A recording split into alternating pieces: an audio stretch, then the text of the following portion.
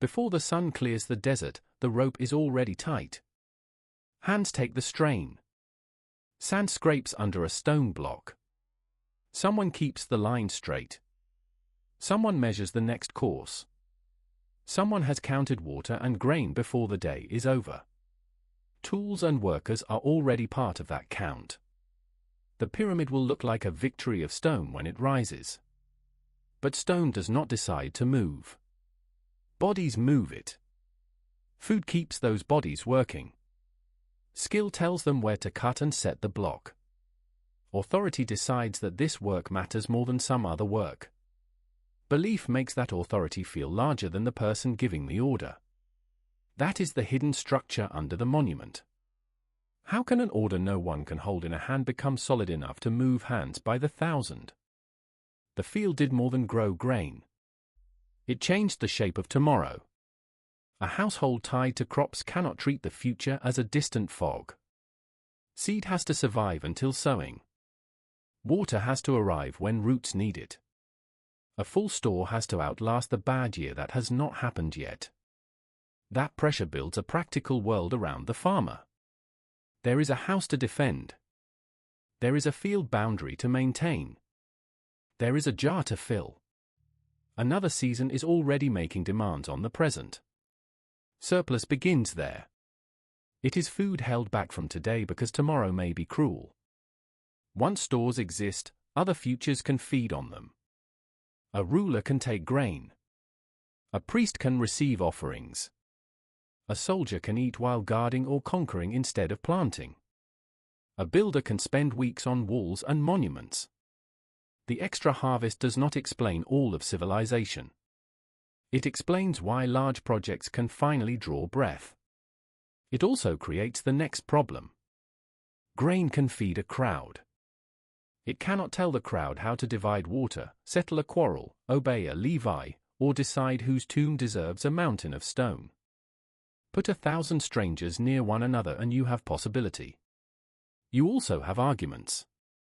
Who owns the bank of the canal? Who can take the stored barley in a dry month? Who judges a broken contract? Who goes to war when the next town threatens the fields? The human body did not arrive in the first cities with a new instinct for obeying people it would never know.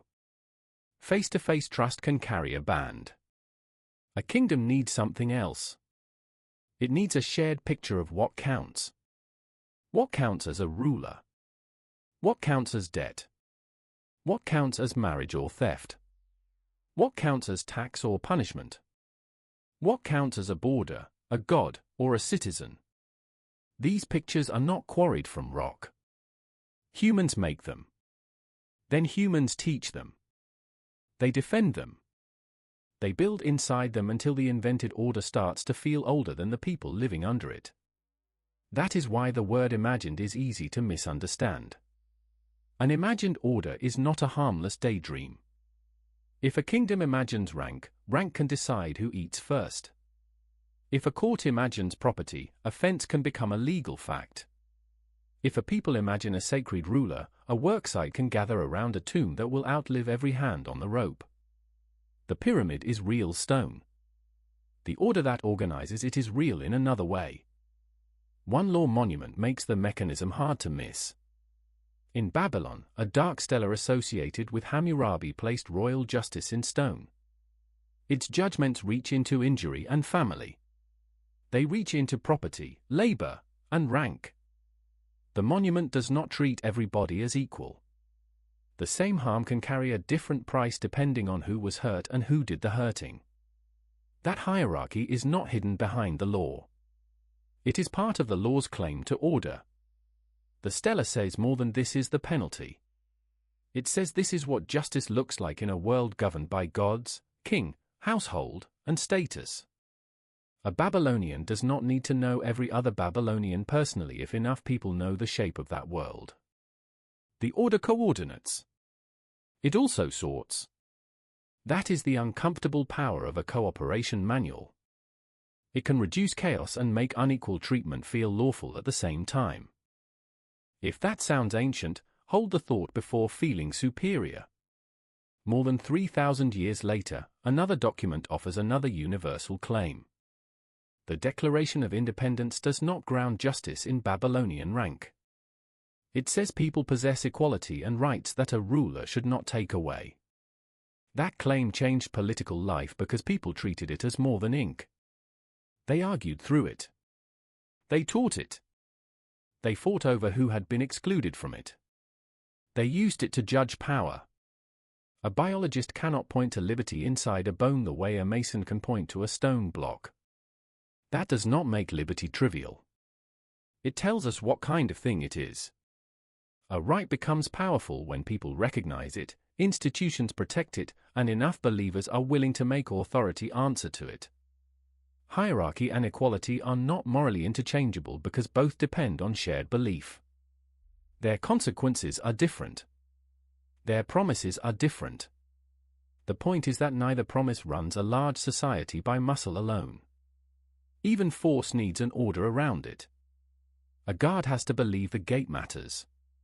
A judge has to believe the judgment matters. A commander has to believe the ranks below him should hold. Bayonets can frighten people into motion. They cannot explain forever why the people holding the bayonet stay in line. The strongest orders do not wait at the palace door. They enter ordinary life. They are repeated in lessons and rituals. They settle into manners. They shape what children learn to admire. Then they disappear into material so familiar that nobody calls them an argument anymore. Think about a locked bedroom door.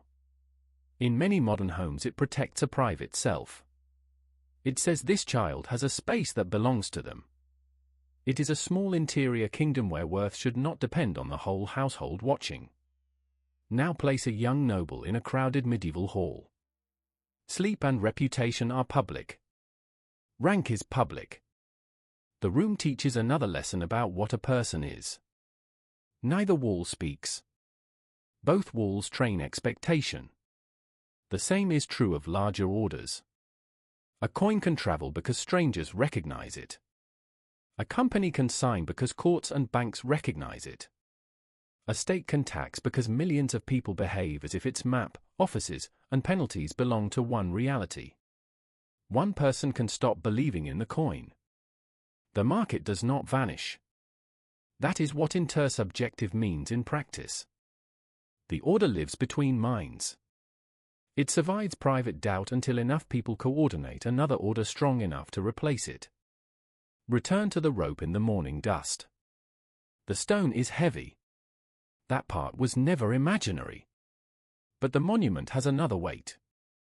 It carries a future imagined by rulers and workers who do not share one mind or one motive. Food reaches the worksite. Instructions survive the shift. Rank decides who speaks. Meaning makes the labor legible. The pyramid is what an invisible order looks like after it has passed through grain, law, desire, and hands. That order can inspire. It can exploit. It can protect. It can trap. The next question is less visible than stone and just as dangerous. Once an order grows large enough to count stores and taxes, it also has to remember debts, fields, and strangers. What happens when human memory is no longer big enough to hold it?